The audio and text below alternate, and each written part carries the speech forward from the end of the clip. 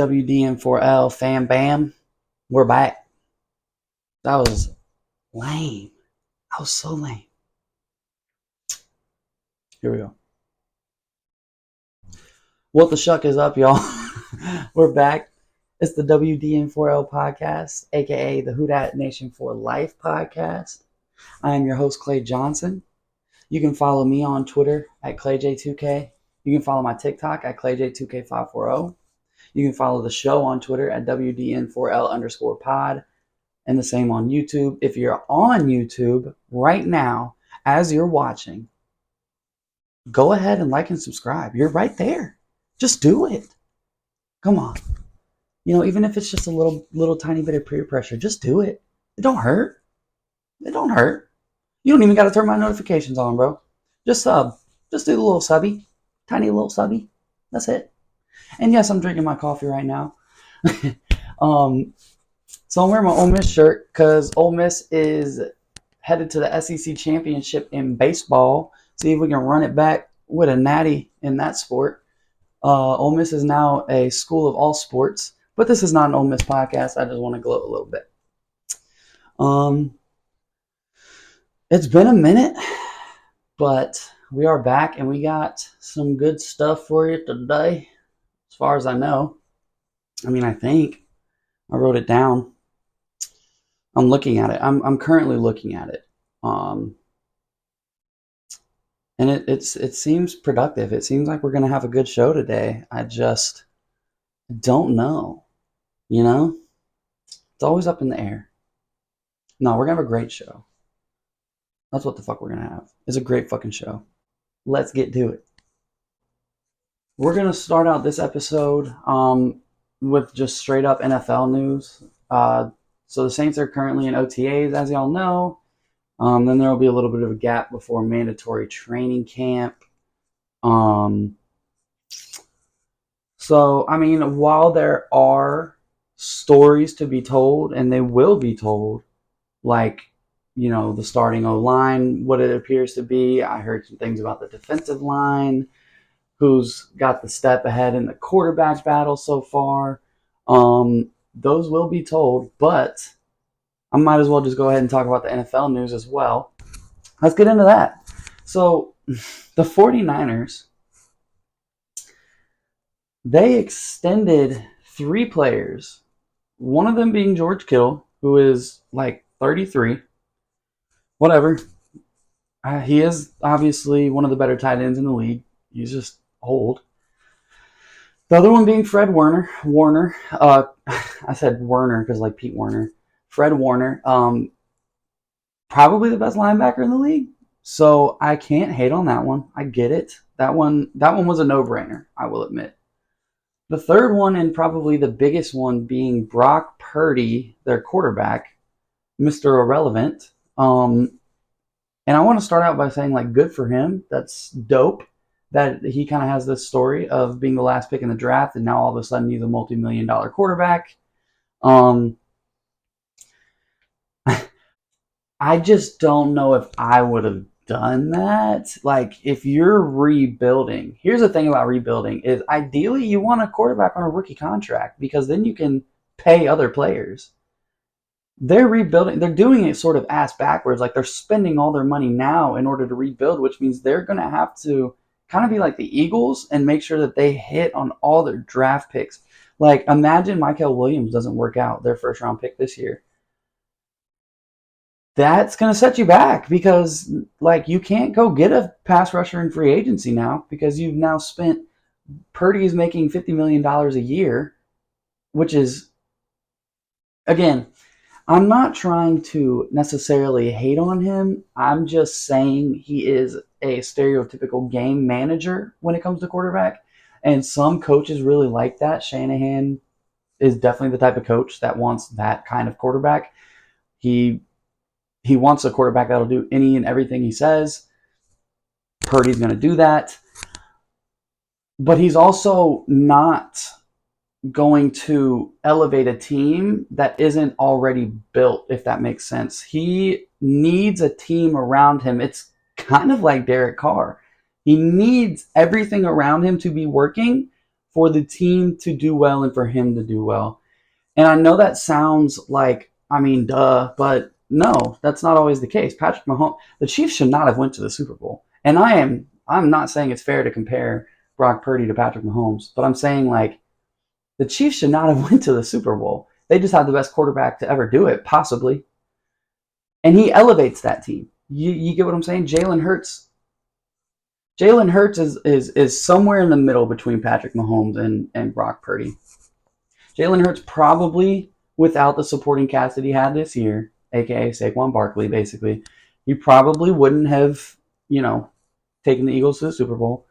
However, I don't know if there is a better quarterback to run that system for the Eagles than Jalen Hurts. So I guess what I'm getting at is paying him makes sense. And while paying Brock Purdy to an extent also makes sense, I guess what I'm saying is I'm not, me personally, like, dude, we're Saints fans. Like, we've been burnt by this with Derek Carr. Like, I'm not paying a quarterback that much money if he needs everything to be perfect around him for it to work. If McCaffrey gets hurt, the 49ers are cooked once again. They're going to be relying on their defense, and that defense is now full of rookies, basically. I just, like, also as Saints fans, have we not seen this before? Like, the 49ers are basically, like, trying to say, we're not rebuilding, we're just retooling, and we will still be competitive. But these are the guys we're going to run it back with, and we're going to pay these guys. Like, if it doesn't work out, you're setting your franchise back multiple years. We've seen it with the Saints. We've literally seen it. I just hope that, and I don't mean this in the way of like, I hope they get shit on. I guess what I'm saying is like, I hope that the 49ers, if it doesn't work out, I hope that they get the same sort of flack that the Saints have gotten over this past 5 years for it not working out for them. And the 49ers better hope they have some dude that knows how to do cap gymnastics the same way Kai Harley does, because it's about to get unchy in there if they don't. So yeah, they extended Brock Purdy. They extended George Kittle. That one blows my mind the most. This dude is almost 35 years old, and like, he's not getting any younger, and you're paying him to be like one of the highest paid tight ends. And I'm not saying that currently he doesn't deserve that. I am saying that things happen quick in the NFL. If he starts getting that injury bug at his age, it's not a good look. Like, it'll really start to bug him. It'll really start to nag him, and those injuries are just going to start going. You know what I'm saying? And like I said, he's not getting any younger. If he misses time during seasons, it's yeah. That is it, above all else. That is the one I wouldn't have done. And I'm not sure. I don't know. The 49ers offseason in general to me has been mind blowing, but also the fact that people still think that they're really good has been mind blowing to me. They are very much just Christian McCaffrey. And that's cool. He's one of the best running backs in the league. But if he's not healthy, then, I guess what I'm saying is you're putting a lot of eggs in one basket. Fred Warner, though, absolutely deserved the money. He's the best linebacker in football. I get that. He could probably teach the next generation for that team as far as on the defense. But it just,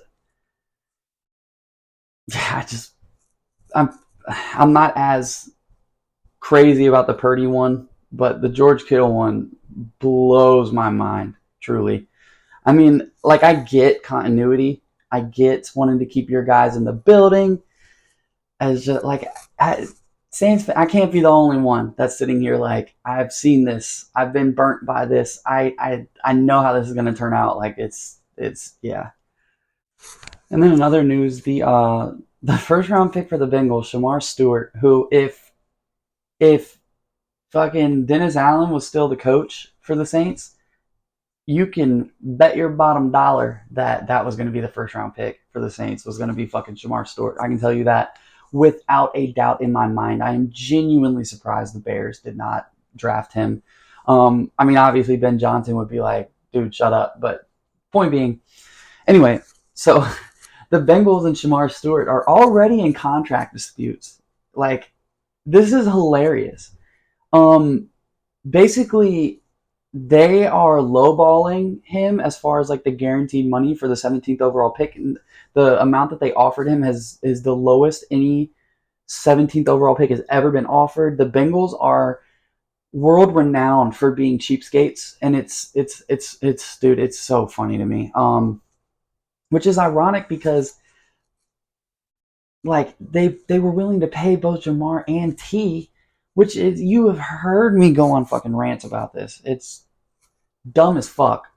And yet here we are. They're about to let Trey Hendrickson walk because they don't want to pay him. He's already said, I don't want to be there anymore, because they lied to him, basically. Now, the dude that they drafted to replace him is already off to a rocky start with the team because they're lowballing him.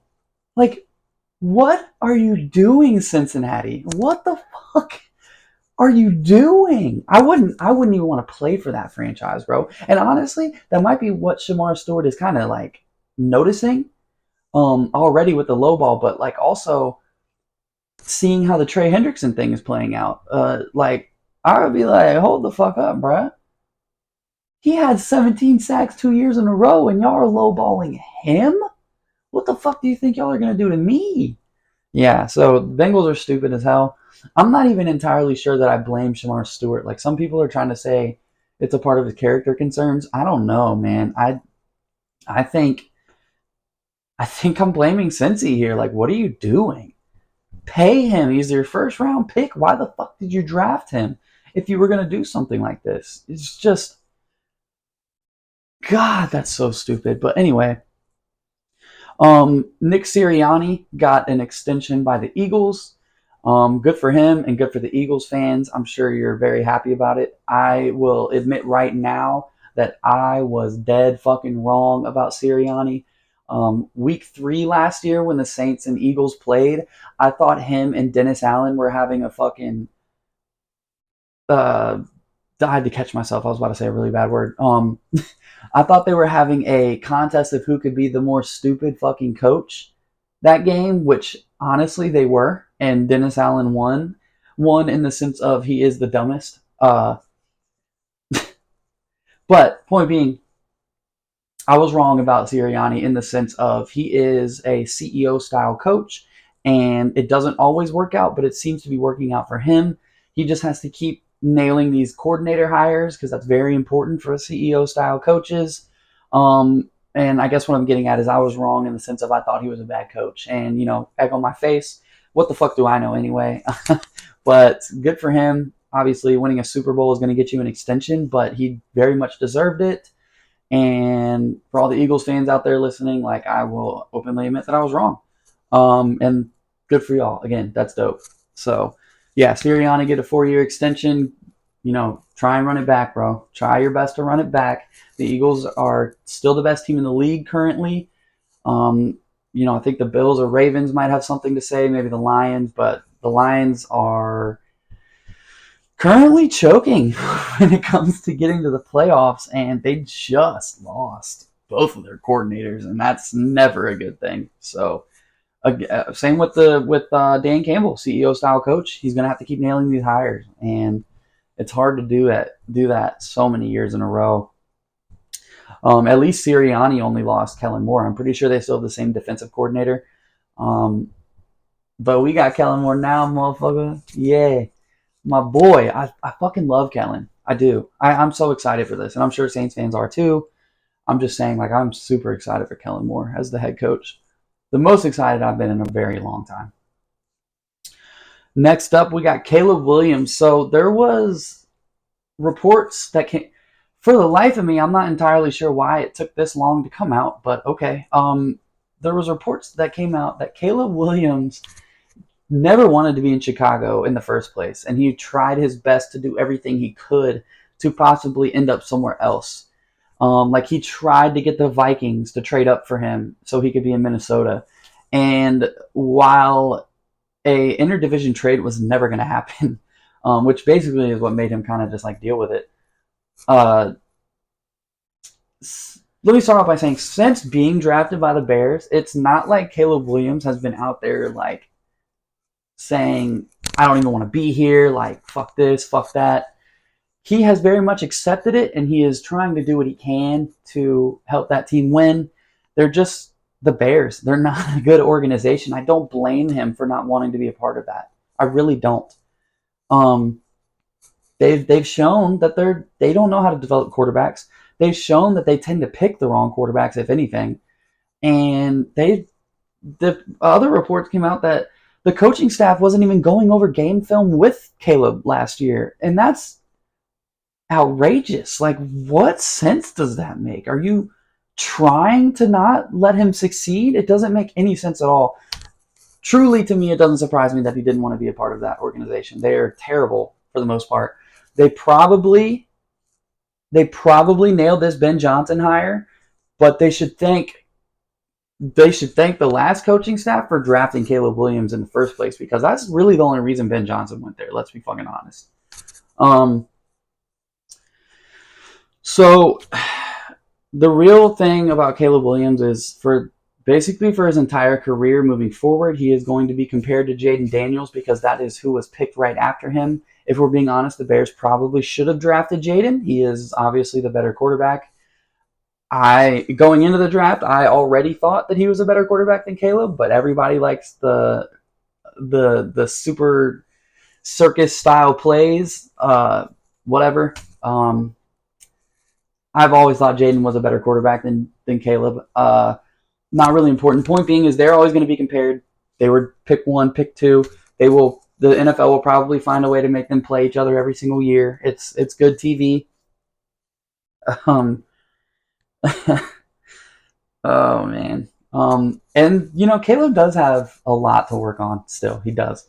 They can upgrade that O-line all they fucking want, but when this dude is taking 15 seconds to throw the ball, that's not on the O-line. And yes, the O-line was bad last year. I'm not denying that. But when you have a receiver like Keenan Allen, who's always in the flats, always underneath for you, like, there's no reason you should be taking 10 to 12 seconds to throw the ball. I'm sorry. You can't. It's the NFL, brother. You can't be doing these Russell Wilson-esque plays. He was the only one that could get away with shit like that. He can't anymore because he's old. That's a completely different topic about the fact that Russell Wilson is washed. But, shout out Giants fans, I guess. So yeah. In conclusion, Caleb Williams didn't want to be on the Bears. Go figure. No one does. And he is now. It probably leaves a bit of a sour taste in Bears fans' mouths. It would leave a sour taste in my mouth. As a Saints fan, let's hypothetically say Shuck was like, I never wanted to be there. I'd be like, fuck him. You know what I mean? Just shuck him, I guess. I'd be like, fuck this dude. Like, if Bears fans kind of have a distaste towards Caleb, it doesn't surprise me. It's almost like you can see the writing on the wall that as soon as his contract is up, even if they want to franchise tag him, extend him, he could just hold out and be like, well, I genuinely don't want to be here. So I get it. He still seems like a competitive guy. I know he's a little zesty, but he does seem like a competitive guy. I don't know. If you can't tell, I don't have the strongest opinion on Caleb Williams. I think he was definitely overrated. There were people comparing him to Patrick Mahomes, which is just, we're way too quick to do things like that. But I don't have the strongest opinion on him on either side. I definitely don't think he's a bad quarterback by any means. I think he's a little overrated. But this situation is pretty funny. It is. I in the grand scheme of things, it might not matter. Ben Johnson is there now, and he's probably going to help out a lot. But again, he's got to get rid of that ball, dude. It's quarterback 101. You can't do the dancing around, man. It's not going to work out for you, bro. Everyone in the NFL is a freak athlete. They are going to catch you. So we will move on to this dumb fuck, because this is actually a perfect segue. Speaking of people that don't want to be somewhere, this dumbass, I don't even know what I want to call him. I can't stand the motherfucker. I'm so glad. But so as y'all know, 2 weeks ago or so, Kellen Moore publicly stated the Saints are not interested in Aaron Rodgers specifically. He more recently made it a broad thing in the sense of we're not interested in a veteran quarterback, but it was initially Aaron Rodgers, and we're not interested. We're not interested. We're not interested. So now that has been out and has had time to stew, Aaron Rodgers, as Netflix wants to call him, the Enigma. God, I can't fucking stand him. He came out and said that he wouldn't ever play for the Saints. He doesn't want to be in New Orleans. Things along those lines. So, I don't give a fuck. We don't give a fuck about you. I can most likely speak for most Saints fans that at least don't have their head up their ass. We don't give a fuck. I have witnessed the Saints shit on you. I have also witnessed you beat the Saints, don't get me wrong, but I have witnessed the Saints put some absolute clamps on you. More so, point being, is he is very washed right now, and it didn't seem like, I said it in my last episode, it doesn't seem like a good marriage by any means. It seems like a toxic relationship would just be formed. And it's so easy for you to read these things or hear these things about the Saints already saying they don't want you, and now you, knowing the kind of presence that you have, going out and being like, well, I wouldn't play there anyway. You know what you're doing. You're a bitch. Just go to Pittsburgh. Get it the fuck over with. I can't believe I'm even having a topic on this dumbass. I can't stand him. I've never liked him. I've never once liked Aaron Rodgers. As a person, he just strikes me as a dick. I've never once liked him. And we can talk about play all we want, but I'll tell you right now, there is no debate in my mind that Drew Brees has or was a better quarterback than him. I've never understood that debate, so we'll go ahead and lay that out. But B, he's washed up. What did he throw, like a 400-yard game or two at the end of the season last year? Okay. A fucking blind squirrel can get a nut every once in a while. Fuck. A broken clock is right twice a day.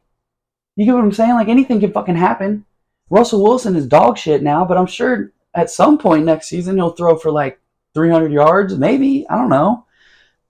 I'm very glad that this Aaron Rodgers thing isn't going to be him on the Saints. I never wanted that. Kellen Moore clearly never wanted that, and I'm just glad that that's the case. But don't fucking go around and all of a sudden get on your high horse talking about I wouldn't want to be in New Orleans anyway. Good. You would stick out like the sorest of all thumbs in that city anyway, brother. I've seen things like, I'm not too good for Aaron Rodgers on my team. I am. Me, Clay Johnson, I am too good for him to be on my team. I don't want to watch that shit.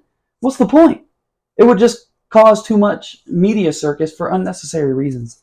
Fuck that. Fuck him. I don't want him on the Saints. So I'm glad that he came out and said he doesn't want to be in New Orleans anyway. Good. We didn't want you, dude. Okay. I got one more thing for you. So, and this might be a hot take. Somewhat. So, the Chiefs have the most primetime games of any team in NFL history. And here's my hot take. And I want to clarify, I am in no way discrediting the Chiefs, how good they are, the type of figure that Patrick Mahomes and Travis Kelce are, even Chris Jones. I get it. I do. However,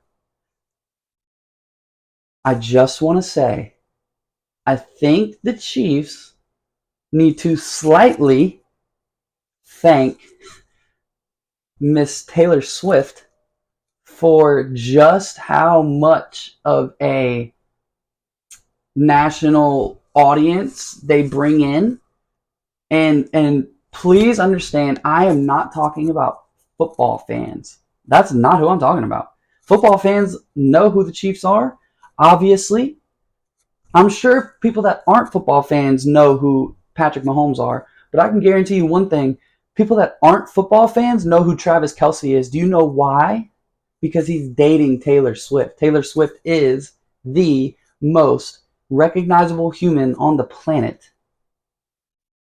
I'm not saying she is the reason that they got every single prime time game that they got, but they're playing on Thanksgiving and Christmas. She is. I'm about to marry a Swiftie. I was told that she is not touring for her Eras tour anymore, so she's going to be at a lot more games. It's not a coincidence to me, and there's really not much. Like, it's not like a super deep conversation to have. All I'm saying is there are like teenage girls out there that I guarantee you don't give a flying fuck about football, but when their dad is watching the game on Thanksgiving or on Christmas, or they just see on Twitter that Taylor Swift might be at the game or some shit, they're gonna tune in even for 5 seconds just to see her, maybe see what she's wearing. Who knows? But I'm saying, like, that counts towards viewership, and the NFL is smart, bro. It's a business. They know what they're doing. So again, I'm not discrediting anything about the Chiefs. They were just in the Super Bowl. They have one of the best quarterbacks in NFL history. Travis Kelce's a polarizing figure. Chris Jones is a polarizing, well, maybe not much of a polarizing figure, but he's a very likable guy. You get my point. Like, I'm not discrediting them. I'm just saying when you mix the two, this is what you get, the most primetime games in NFL history for a team. That's all. Nothing crazy. That's all I wanted to say. So let's do it. Let's finally get into the Saints talk. OTA's opened up, which means we got a quarterback competition. Speaking of, I want to start out by saying apparently Jake Haener strained his oblique. He is not going to be participating in OTAs anymore. He'll be back for training camp. That's kind of whatever to me. Y'all know that I already have a prediction of him being cut in favor of Hunter Deckers being that third quarterback. So he's really just kind of, making it harder on himself, but it is what it is. Anyway, so like I said, there's a quarterback competition going on between Spencer Rattler and Tyler Shuck.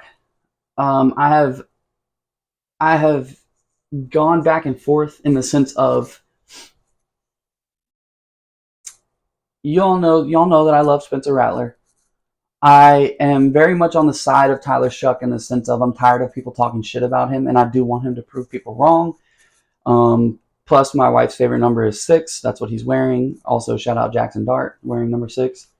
I still want Spencer to win. That's just my boy. I love Spencer, as you know. And I guess what I'm saying is it would hurt me a tad for Spencer to not win, but I would get over it because I do want Shuck to succeed as well.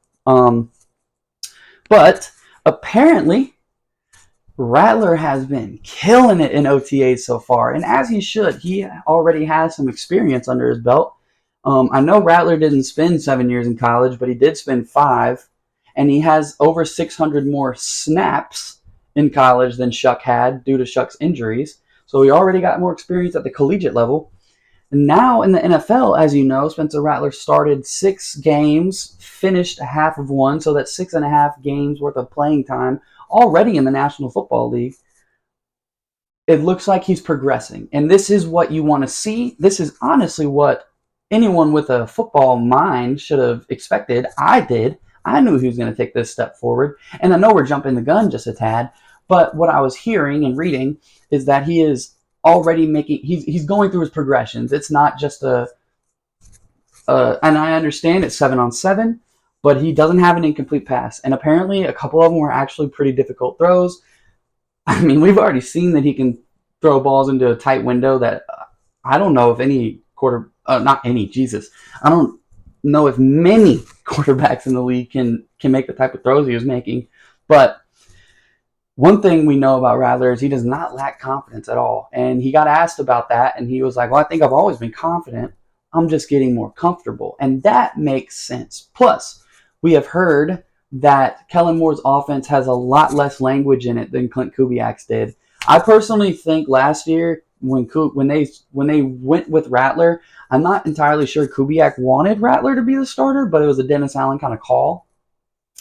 And he was kind of just calling plays and making Rattler be like, hey, man, just, make something happen. That's not what Kellen Moore does. Kellen Moore coaches to people's strengths. So, and I'm not saying that Kubiak didn't try and coach the Spencer strengths somewhat. You saw the rollouts and shit, but there was also times where you could tell, like for example, the 2-point conversion against the Commanders. Why are you only making one side of the field a thing? Anyway, we're getting off topic. Rattler should be taking this step forward, and it's a good sign to hear that he is. So apparently he has the leg up in the competition right now, and that's what I love to hear. With that being said, though, Shuck had the best play of camp so far. He pump faked a little bit of a sluggo to Rashid Shaheed and bombed one down the sideline, and it was a nice ball completed. Probably would have been a touchdown. As you know, Rashid Shaheed is the best big time playmaker in the league. Only argument is Tyreek Hill, and maybe no. Hold on, I want to clarify. Alec Pierce is not better than Rashid Shaheed. It's just those three in that category is what I'm getting at. I think you could probably go with Tyreek. He's a little bit more. He is a more well-rounded receiver. He's just getting up there in age. So what I'm saying is, I think it's part of an argument to say that Rashid Shaheed is the best big-time playmaker in the NFL.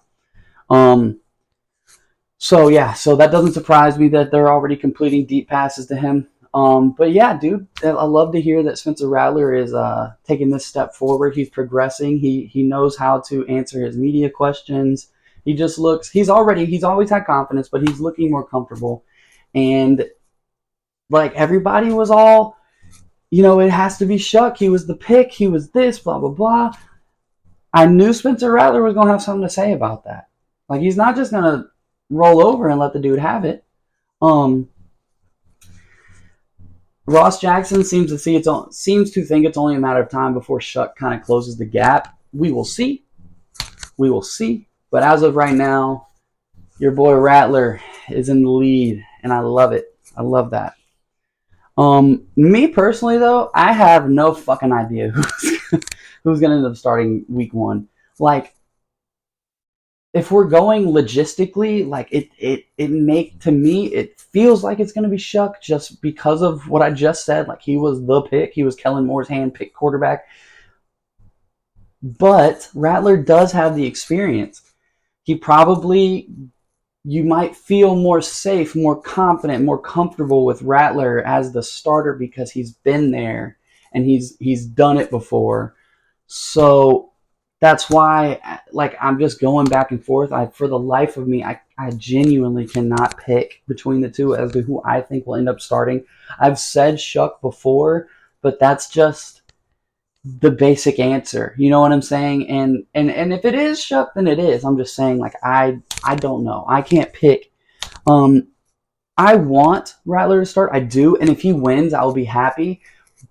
But in the back of my mind, I'm always going to think that it'll only be a matter of time before they put Shuck in, because it just feels like that is the point to drafting him when you drafted him. Now, I will say, if 6 quarterbacks in the top 12 didn't go in the first round last year, I don't think Spencer Rattler would have been a 5th-round pick. He feels more of like a 2nd-round pick, in my opinion.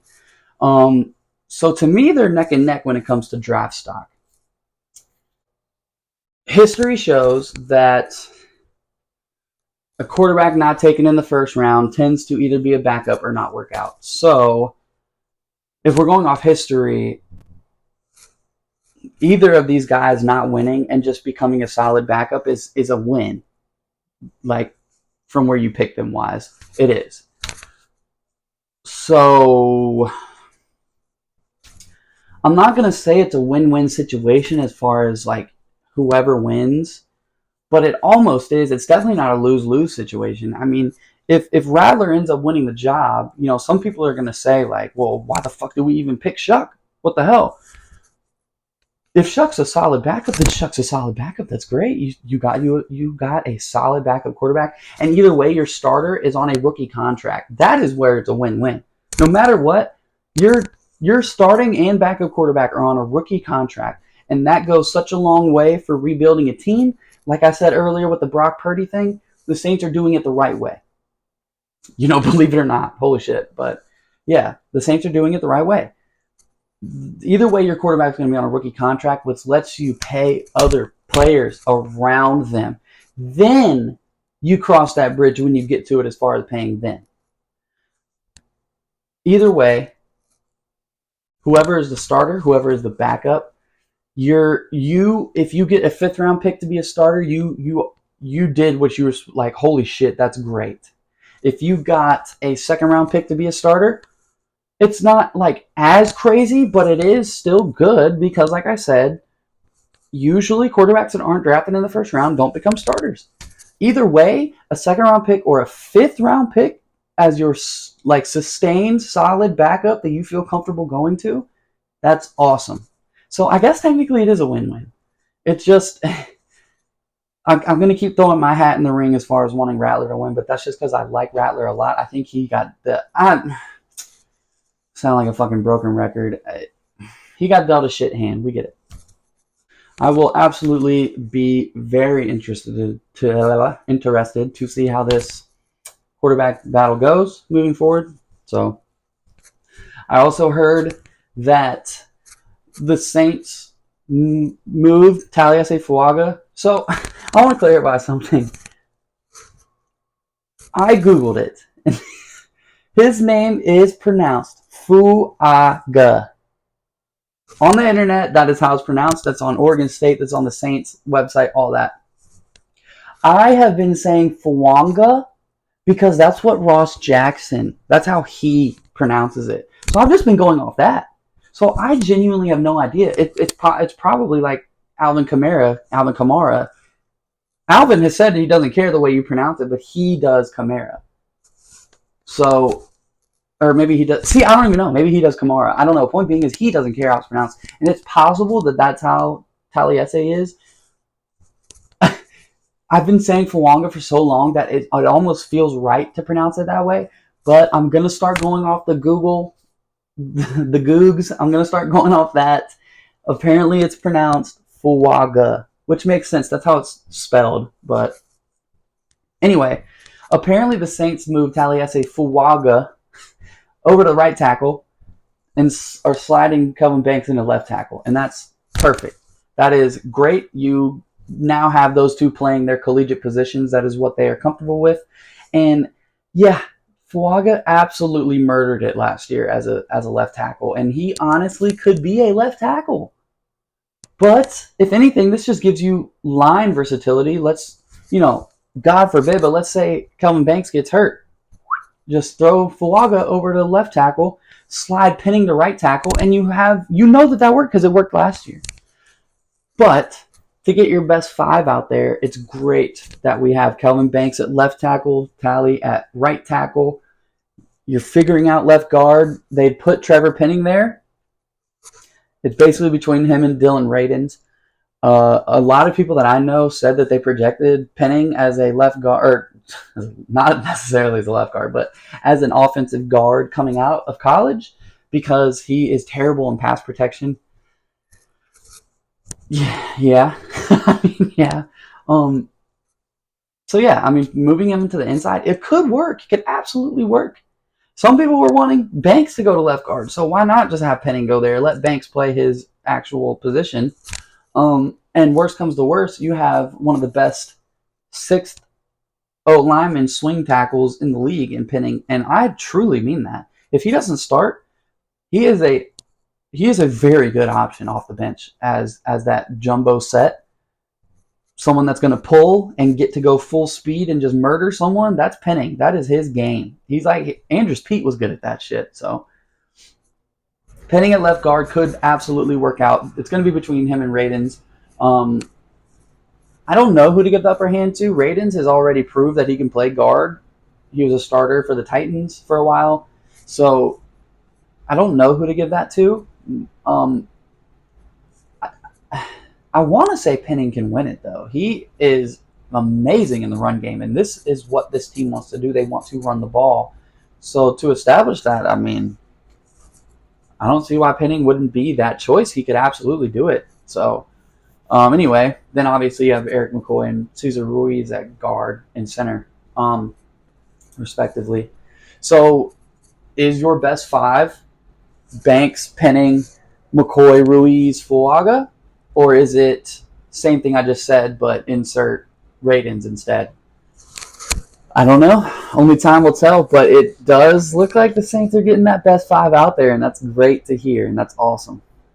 And then to move on to the D-line, I heard that in the five-man front so far, we've had, now I want to clarify, Godchow has not been there, and Chase Young has not been there. But the main headline here is Colin Saunders at nose tackle with Brzee and Shepard. Maybe, no, Shepard wasn't there. I forget who he said the other defensive end was, but Brzee being one of them. And then Cam Jordan standing up. Now that's interesting. I was not expecting that. I was thinking he was going to be one of those outside, and he still can be. The whole point of this defense is versatility, but I was absolutely not expecting him to be a stand-up pass rusher at all. It could work. It could, but he's old. He is old. Now, I will say, if the plan is to just have him rotate in and be that, then absolutely, by all means. Or like I said, he can move around on the D-line. Sure. It's hard for me to. It's a hard topic when it comes to Cam. I love Cam Jordan. He's just getting up there. His age shows. It absolutely shows. But then he'll show flashes of still being that Hall of Fame pass rusher. You know what I'm saying? So it's a little bit of a tough topic for him. I also heard that Nephi Sewell has been getting first-team reps at linebacker. That's interesting. My guess would be, I don't know. Like Demario Davis, Pete Werner, Nephi Sewell, and then like Carl Granderson or something, but only because Granderson would be that like pass rusher. The good thing is that it's going to be hard to tell with Brandon Staley's defense because it's so versatile. There's a bunch of substitutions. Picture Sean Payton's offense, but on defense now, where you have a whole bunch of substitutions happening all the fucking time. That's what's going to happen with Brandon Staley's defense. So yeah, that is what I've heard so far. I forget which podcast I heard that from, so I'm sorry that I'm not giving those sources. But, and then the final thing I wanted to wrap it up with is just something that kind of came to my head at one point, and I'm going to sound like a conspiracy theorist, whatever, right? I do watch the infographic show on YouTube, so maybe I am a tiny bit of one, but so here is my theory. At a certain point, and I'm not entirely sure what happened, but at a certain point, Sean Payton made Roger Goodell hate him.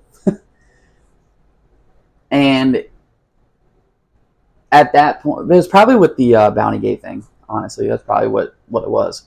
But after that, moving forward, it felt like the NFL was not a fan of the Saints organization. I already know the national media doesn't like us, and that's fine. Fuck them. They don't know anything. But this is going to be quick because, again, conspiracy theory. But it felt like the NFL was not a fan of the Saints, and they were not happy when the Saints were successful. Couple examples. Now, I'm not going to say the Minnesota Miracle. That was just Marcus Williams being stupid. And if I'm being honest, I was a little bit right about him because after that, I said, yeah, I'm not a big fan of this kid. And while he did make good plays in the pass game, which is ironic, he's terrible at taking run angles. And it seems like he's already about to lose his spot on the Ravens. But I digress. So I'm not going to say the Minnesota Miracle. That was just Marcus Williams being stupid. And plus, in that game, the Saints put themselves in that hole to have to climb out of, which they did, but whatever. You know where I'm going with this. I'm talking about the no call. Everyone and their mother knows that should have been a pass interference. And the refs did not throw the flag. I don't know.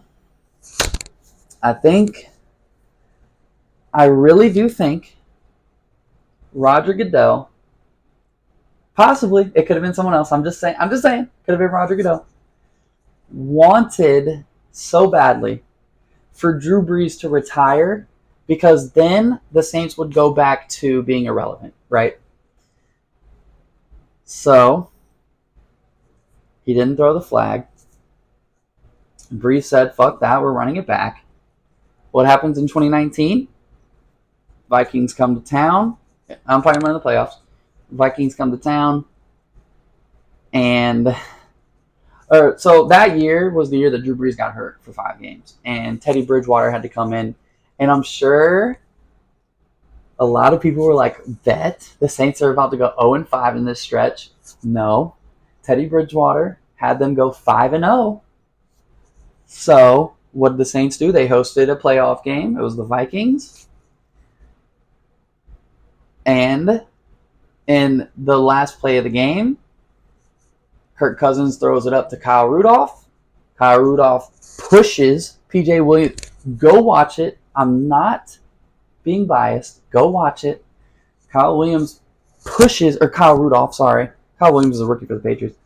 Kyle Rudolph pushes P.J. Williams off of him to catch the ball to win the game. No pass interference called. Sure, it's hard to throw an OPI, I guess. But let's be honest. If you go watch it, it was an OPI. Okay, sure. So then what happens? Brady goes to the Bucks. Now, I've heard that Tom Brady wanted to be on the Saints. I'm not saying I am mad at Drew for coming back. It is Drew Brees, the best player in Saints history. But I'm also not saying that somebody didn't put a little bug in his ear like, hey, Brady's going to go to the Saints. Are you just going to let that happen? And Drew all of a sudden's like, no, I'm coming back, right? What probably shouldn't have played that year. You could see. Now, Drew Brees is a Hall of Fame quarterback. So the evidence might not have been like super clear. As a Saints fan that watched him his entire career there, and I'm sure a lot of y'all feel the same way, you could see the arm wasn't even a quarter of what it used to be for him at that point. Brees comes back. Brady goes to the Bucks. Brady comes into town. And again, the Saints just lost that game, let's be honest. But I don't know, I'm just saying. Then Brees retires. So Sean Payton tries to move on without Brees. He has Jameis Winston get the Saints out to a 5-2 start. The Bucks come to town. Horse collar tackle, tears Jameis Winston's ACL, not even a flag. I'm just saying, like, again, it's a conspiracy theory. Maybe I'm just one of those crybaby Saints fans. I'm just saying, I've noticed some things over my time, and I don't think this, at least while Sean Payton was on the Saints, I don't think the NFL wanted the Saints to be successful. And that's a terrible way to end this episode, but, I didn't know where to throw that in there because I don't know how you move on from that. But, fuck it. Get in the comments. Tell me I'm just a crybaby. Tell me I'm dumb. Whatever. Get in the comments. Make sure you like and subscribe. Make sure you like and subscribe. And, like I said, follow me on Twitter at ClayJ2K. My TikTok is ClayJ2K540. I'm trying to get a little bit better about posting on there. Follow the show on Twitter, WDN4L_pod. If you're on YouTube, like I said, like and subscribe. And yeah, let's get these numbers up. I will catch y'all next time. We'll probably have more to talk about as far as the OTAs go. And we'll be getting closer to training camp. And then it'll basically be the preseason. Then it'll basically be the regular season. And then my kids will already be in college. That's how life works. So I'll catch y'all next time. Who dat?